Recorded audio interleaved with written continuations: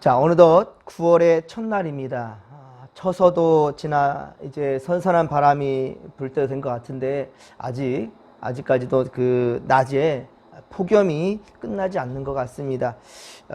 특별히 이럴 때일수록 이 환절기에 사랑하는 성도 여러분 건강 조심하시고 특별히 코로나로 인해서 9월의 첫날 우리 함께 예배하지 못하지만 교회를 더 사랑하고 사모하는 마음으로 여러분 이때 다니엘의 예배가 우리 가운데 재현될 수 있기를 간절히 빌고 소망합니다. 계속해서 잠언 강해를 이어가도록 하겠습니다. 하나님을 경외함으로 지금의 이 코로나 사태도 지혜롭게 극복해낼 수 있기를 바랍니다. 이번 9월에는 정말 코로나가 종식될 수 있기를 또 바라고요. 그리고 세상에 지탄받고 있는 교회의 권위가 다시 회복될 수 있기를 간절히 바라며 기도하며 우리 함께 나아가십시다. 오늘 말씀은 하나님의 경고 메시지입니다.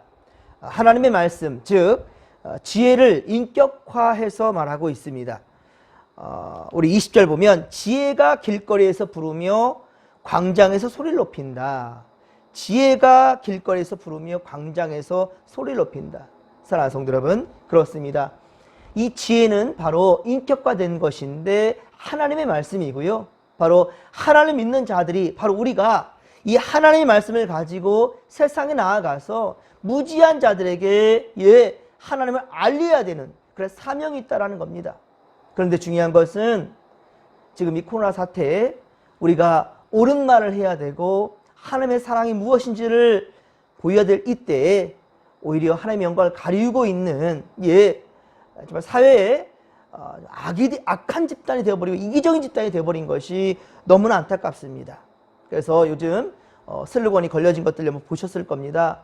교회가 미안합니다.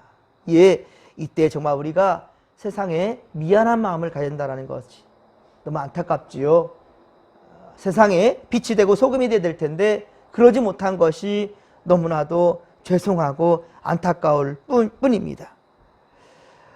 28절 말씀을 보면 그때 너희가 나를 부르리라. 그래도 내가 대답하지 아니하겠고 부지런히 나를 찾으라. 그래도 나를 만나지 못하리니 라고 말씀합니다. 왜 그렇겠습니까? 대저 너희가 지식을 미워하며 여호와 경외하기를 즐거워하지 아니했다라는 거예요. 특별히 우리 믿는 자들이 또 주의 종들이 목회자들이 교회가 진정 하나님을 무서워할 줄 알고 하나님의 말씀을 바로 받들어야 될 텐데 그러지 못한 현실이 참으로 안타깝습니다. 앞서 우리가 잠언서 1장 1에서 19절까지 극단적인 범죄로부터 극복하는 방법에 대해서 소개하였는데요. 특히 죄악된 유혹에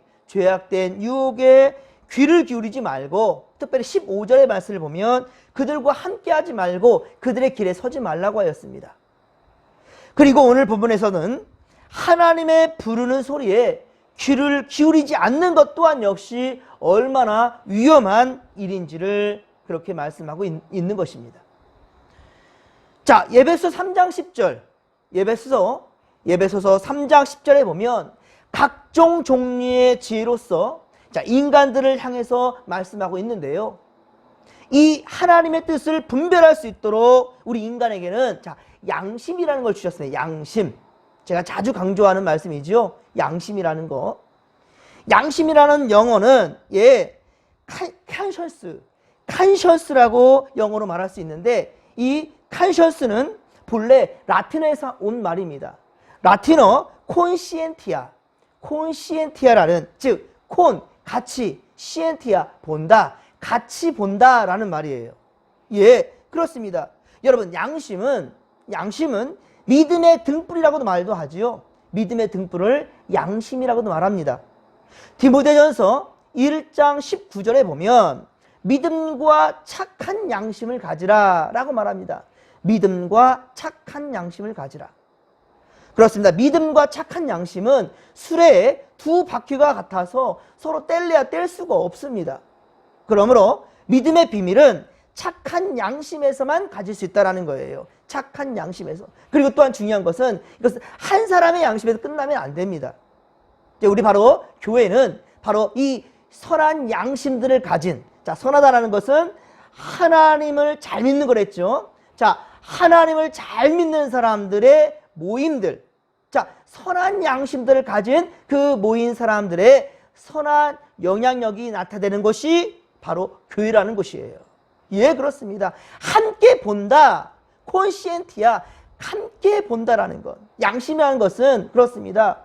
한 사람 한 사람 한 사람들의 선한 마음들, 이 양심들, 하나님의 말씀이 기준된 것, 하나님을 경외하는 사람들의 마음들이 모여진 것으로 같은 곳을 바라보는 거예요. 예, 그렇습니다. 그러한 하나님의 선한 이 역사들이 귀한 양심들의 모임으로 말미암아 이루어지는 것, 그것이 바로 교회가 되어야 될 것이고, 그 교회의 중심이 우리 진목교회가 되기를 주님의 간절히 축원합니다. 로마서 2장 15절에 보면, 로마서 2장 15절 보면 양심은 우리 마음에 새긴 율법이라 라고 말합니다. 우리의 마음에 새긴 율법이라는 거예요. 이것은 하나님이 모세에게 율법을 주시기 전에 인간을 창조하시고 우리 마음에 기록된 율법이라 라고 말할 수 있습니다. 율법이 돌판에 새겨지기 전, 모세를 통하여서 이 세상에 율법을 주기 전부터 하나님은 우리 마음 가운데에 그렇습니다. 율법을 새겨 넣었다는 말입니다. 이것이 무엇입니까? 바로 우리는 하나님의 어떻게요? 형상대로 지음받았다는 거예요. 하나님의 형상대로, 즉 하나님의 성품대로 지음받았기 때문에 이미 우리는 선과 악을 구분할 수 있는 존재들이라는 거예요. 이미 벌써 우리는 하나님의 형상대로 지음받았기 때문에 선과 악을 구분지을 수가 있단 말입니다. 그럼에도 불구하고 악한 사탄 마귀의 시험 들어버리니까, 그들과 함께 해버리니까 우리 앞서 1장 15절의 말씀, 내 아들아 그들과 함께 길에 다니지 말라, 내 발을 금하여 그 길을 밟지 말라 라고 말했잖아요. 그런데 아담과 하와가 그렇습니다. 그들과 함께 다니는 악한 마귀들과 함께 했단 말입니다. 그리고 그들의 말을 순종해버려요. 오히려 그들을 지배하고 다스리고 가르쳐야 될 그런 위치에 있는 아담과 하와가 오히려 어떻습니까?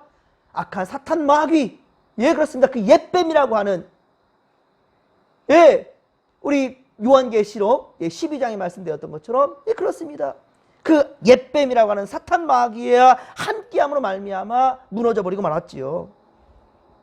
즉 인간이란다면 여러분 그렇습니다. 누구나 양심이라는 것을 가지고 있다는 말이에요. 누구든지 양심이라는 게 있어요.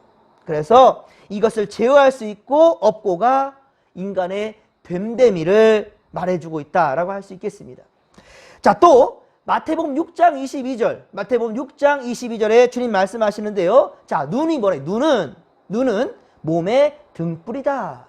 이 몸이라는 것은 이 몸의 눈이라는 것은 몸의 등불이라 라고 말했습니다. 바로 이것이 양심을 가리키는 거예요. 양심을. 우리의 삶을 지배할 수 있다는 거. 우리를 어떻습니까? 이 눈으로서 앞을 바라보고 나아가잖아요. 맞습니다. 우리 영적인 눈을 떼야 된다. 영적인 눈. 하나님 우리에게 심어주신 양심, 이것이 발동돼야 된다는 거예요. 발동. 그래야 우리가 올바른 길로 갈 수 있게 된다는 것이죠. 그렇습니다.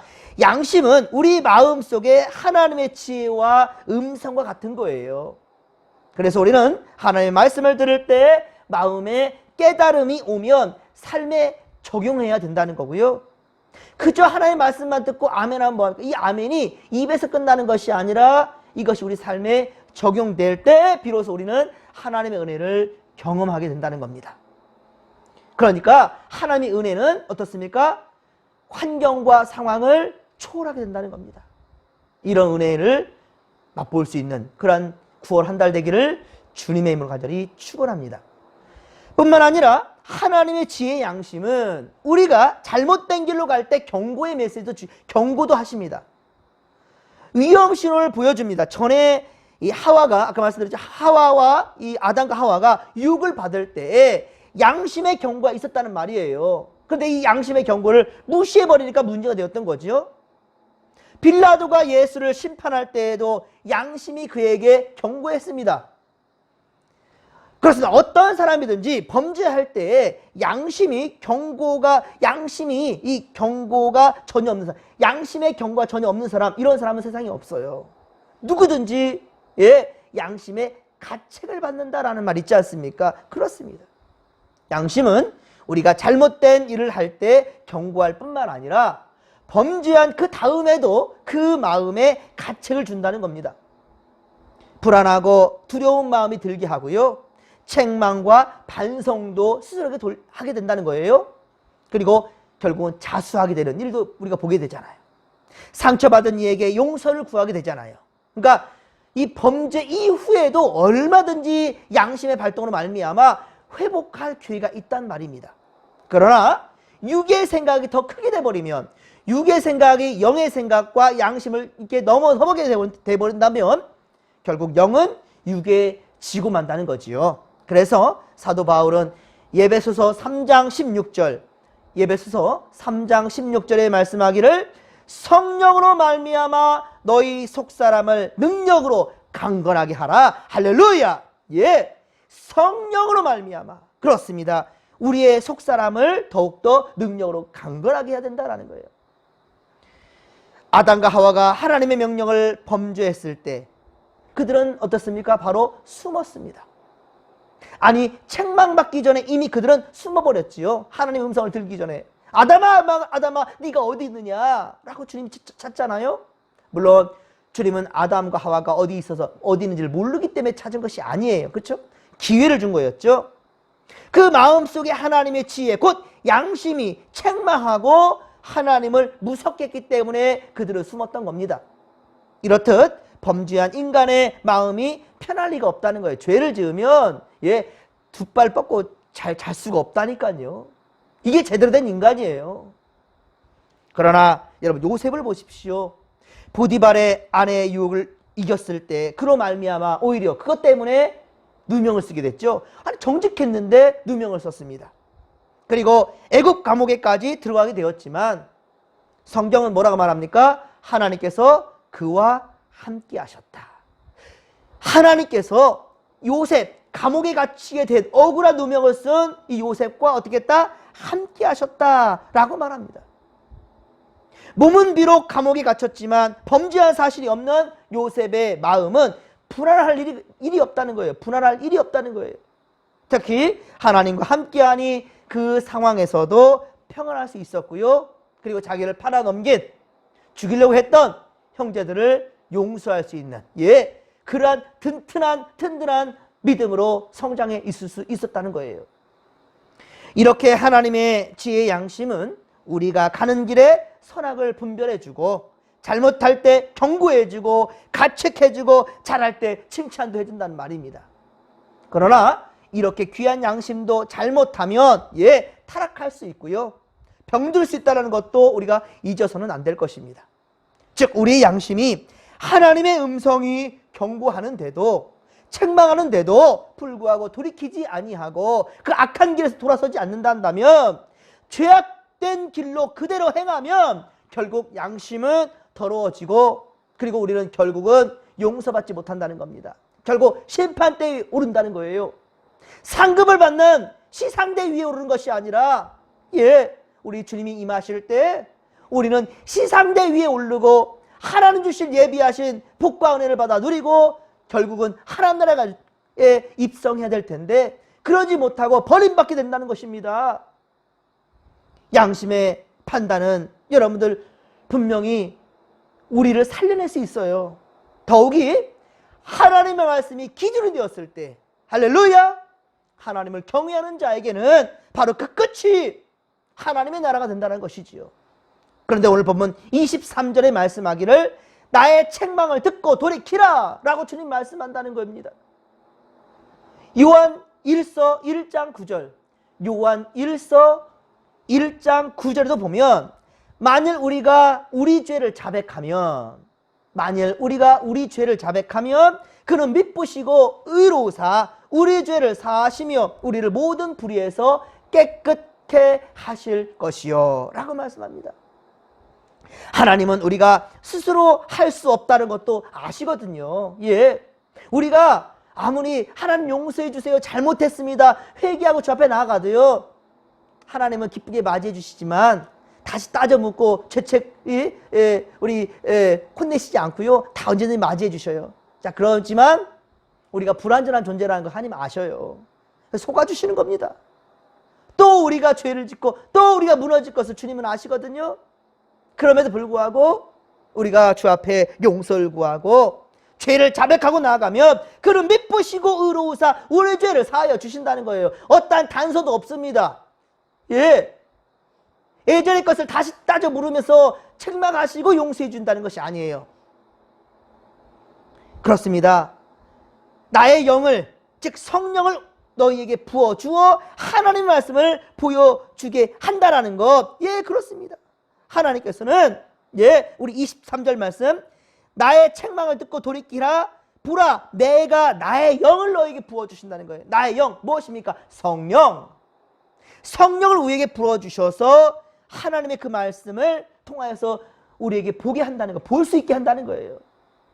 믿음으로 우리는 하나님의 나라를 볼 수 있다는 거예요. 믿음은 바라는 것들에 실상이 된다는 거예요. 보지 못하는 것들의 증거가 된다는 말씀이 바로 그 말씀입니다. 그러나 여러분, 끝내 깨닫지 못한 자는 오늘 보면 27절의 말씀처럼 두려움이 광풍같이 임한다는 겁니다. 두려움이 광풍같이, 그리고 재앙이 폭풍같이 이르겠다는 거예요. 그리고 근심과 슬픔도 그렇게 임할 것이라 라고 주님 말씀하십니다. 그때 하나님을 찾는 것은 이미 때늦은 후회가 될 수 있다는 거예요.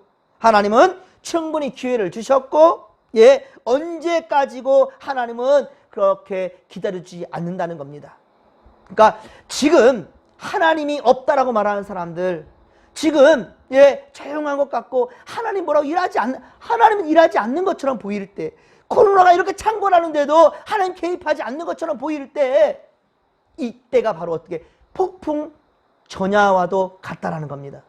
지금 또 폭풍이 몰려오고 있다고 하는데요. 지난번처럼 그렇게 두려움에 떨면서 기대했는데 그 기대에 미치지 못한 거, 좋은 거죠. 그렇죠? 태풍이 그렇게 지나갔으면 좋겠는데 우리나라 전 지역을 지금 휩쓸고 갈 수 있다라는 그 불안감이 지금 조성대국 가운데 있습니다. 정말 지난번에도 정말 최선을 다해 기도했는데 이번에도 제발 하나님의 도우심이 있었으면 좋겠어요. 자, 그런데 우리가 이렇게 간절히 간구하고 기도했는데도 불구하고 일이 잘 풀려지지 않을 때 우리는 항상 어쩌면 전능자를 원망하고 불평할 때가 많은데요. 그러기에 앞서 좀 우리의 모습들을 돌아봤으면 좋겠습니다. 오히려 회개할 수 있는 기회로 삼았으면 좋겠습니다. 육은 죽인단다 할지라도요, 영을 죽일 수 없는 것들에 무서워할 것이 아니라, 여러분들, 우리 육적인 것은, 우리 세상적인 것은 참으로 힘들고 어렵게 된단다 할지라도요, 결국 우리의 영이 하나님 나라에 갈 수 있다라는 확신을 가지고 이 어려운 난국을 헤쳐나가며 이겨낼 수 있게 되기를 주님의 간절히 축원합니다. 축원합니다. 오늘 보면 29절에 보면 지식, 즉 하나님의 말씀을 미워하고 하나님, 여호와 경외하지 않고 하나님을 경외하지 않고 업신여긴 그 죄가가 결코 가볍지 않다라고 말하고 있습니다. 그러므로 오늘 본문의 결론이 33절이에요. 자, 33절 말씀을 우리 같이 한번 읽겠습니다. 시작. 오직 내 말을 듣는 자와 평안히 살며 재앙의 두려움이 없이 안전하리라. 아멘. 오직 내 말을 듣는 자는 평안히 산다. 주의 말씀을 듣는 자는 평안히 산다라는 거예요.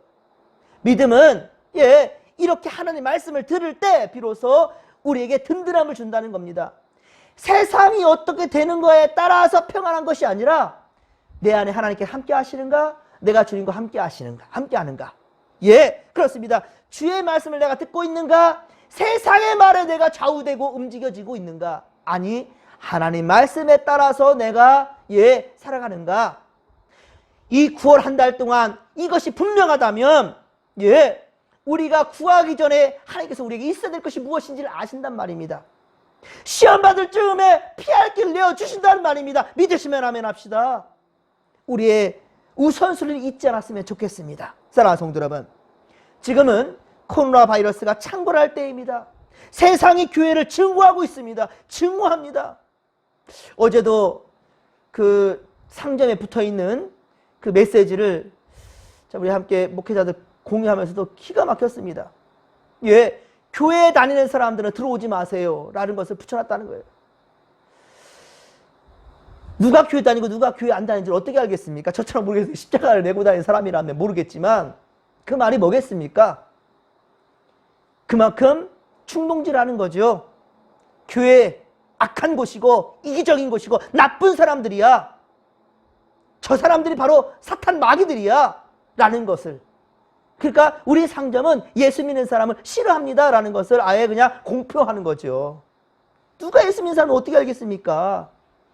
그런데도 그렇게 써놓는 것은 무엇이겠습니까? 교회를 증오한다는 거죠. 그러면 여러분, 이렇게 진리가 왜곡되고 있습니다. 교회가 잘못되었습니까? 하나님의 성전이 잘못된 겁니까? 그러면 이때 우리는 무엇을 해야 할까요? 이제껏 말로만 해왔던 사랑을 이제 실제로 실천할 때가 아니 되겠습니까? 우리가 지난번에 보았던 우리 창세기 강해를 통해서 배웠던 요셉처럼 너무너무 억울했잖아요, 요셉이. 하지만 요셉이 어떻습니까? 형들에 대해서 보복했습니까? 원망했습니까? 그렇지 않았죠? 오히려 그 말씀의 연속성상에서 우리 잠언서를 통해 우리는 하나님의 지혜가 무엇인가, 하나님을 경외하는 것이 무엇인가, 예수 믿는 사람들의 자세는 어떻게 해야 되는가, 이것을 우리가 꼭 깨닫게 되기를 주님의 간절히 축원합니다. 이제껏 백신이 개발되지 못하고 있지만 여러분, 우리에게 최고의 백신은 서로 배려하며 마스크를 착용하고 거리를 두는 것입니다. 사실 이 새벽재단에 여러분들 우리 교회에 바이러스가 있다라고 생각하는 사람들 많지 않을 것 같아요. 그죠? 없을 것 같아요. 그죠? 하지만 그럼에도 불구하고 우리가 이 새벽재단 꼭 나오면 어떻습니까? 평소에 나오는 사람도 많지 않은데, 하지만 우리가 사회에 떳떳하고 당당하게 말할 수 있는 것, 저들의 두려워하는 것들을 우리가 그 요소를 제거하는 것도 저는 믿음의 모습이라고 생각합니다. 그리고 오히려 마스크를 착용하는 것이 내가 다른 사람에게 해를 준다라고, 내 바이러스 복균자이기 때문에 이것이 아니라 마스크를 씀으로써 악한 말들을 하지 않겠다라는 방어장치, 오히려 정말로 억울한 상황 가운데 있을 수 있지만 인간의 말을 하지 않겠다라는, 오히려 무건수행하겠다라는, 여리고성을 돌듯이 침묵하겠다라는 하나님의 뜻을 바라고 묵묵히 하나님과 나와의 관계에 있는 골방으로 찾아 들어가겠다라는 그런 각오와 다짐, 기도의 제목되기를 주님의 간절히 축원합니다. 여러분, 불평하기보다 왜 예배 못 드리게 합니까? 왜 성전에 모이지 못하게 합니까? 우리 방역 열심히 하면 되잖아요. 이런 교회들이 있어요, 지금. 물론 그 말이 맞는 것 같기도 하지만 아니요, 저는 틀렸다고 생각합니다. 지금은 세상의 질서에 따르는 것, 하나님 말씀이 아니고 세상에 따른다라고 생각할 수도 있겠지만 아니요, 그렇지 않습니다. 오히려 그것을 통하여서도 우리는 얼마든지 정직한 믿음을 드릴 수 있습니다. 예배로 드릴 수 있습니다. 많은 교회들이 예배가 멈춰져 있지만 우리 진목교회는 새벽 예배, 수요 예배, 주일 예배, 어느 예배 하나 제가 빠뜨리지 않고 최선을 다해서 여러분께 나아가겠으니 여러분들도 정말로 이 부족하지만 이 목자의 뜻을 좀 함께 했으면 좋겠고요. 여러분들의 삶의 자리에서 얼마든지 예배할 수 있다. 그러면서 유튜브 주소를 여러분들의 아는 이들에게 얼마든지 나눌 수 있습니다. 그게 바로 우리는 발은 묶여있지만 아닙니다. 복음은 초월한다는 거예요. 사람들을 꼭 대면하에서만 이 관계가 형성되는 것이 아니고요. 얼마든지 편지로서, 문자로, 전화로 우리는 계속해서 관계를 맺어갈 수 있다는 사실을 여러분들 절대로 잊지 않기를 바랍니다. 이 모습이 곧 믿는 자의 본분이고요. 하나님을 경외하는 자예요. 코로나가 창궐해 있으니까 예배드리지 말라고 했으니까 그동안 좀 신앙도 쉬자? 혹시 이 영상을 듣는 여러분들이 한다면 철저하게 회개하시고 이전보다 더 열심으로 하나님 앞에 나아가서 예배할 수 있게 되기를 주님의 간절히 축원합니다. 사랑하는 성도 여러분, 이번 9월 한 달도 더욱 정직한 믿음으로 나아가십시다. 주의 말씀을 정직한 믿음으로 따르는 자들은 33절의 말씀처럼 재앙의 두려움이 없이 안전할 줄로 믿으시기 바랍니다. 믿으시면 아멘 합시다. 사자굴의 다니엘처럼, 감옥에 갇혔던 요셉처럼 하나님은 우리와 함께 하실 것이고요. 반드시 모든 것에서 이 모든 두려움의 공포 가운데에서 여러분들 하나님 회복해 주실 것이고요. 예, 치유의 역사를 베풀어 주실 줄로 믿습니다. 믿으시면 아멘 합시다. 자, 우리 이 시간 주여 삼창 부르며 기도하며 나갑니다. 주여, 주여, 주여. 살아계신 하나님 아버지 고맙고 감사를 드립니다.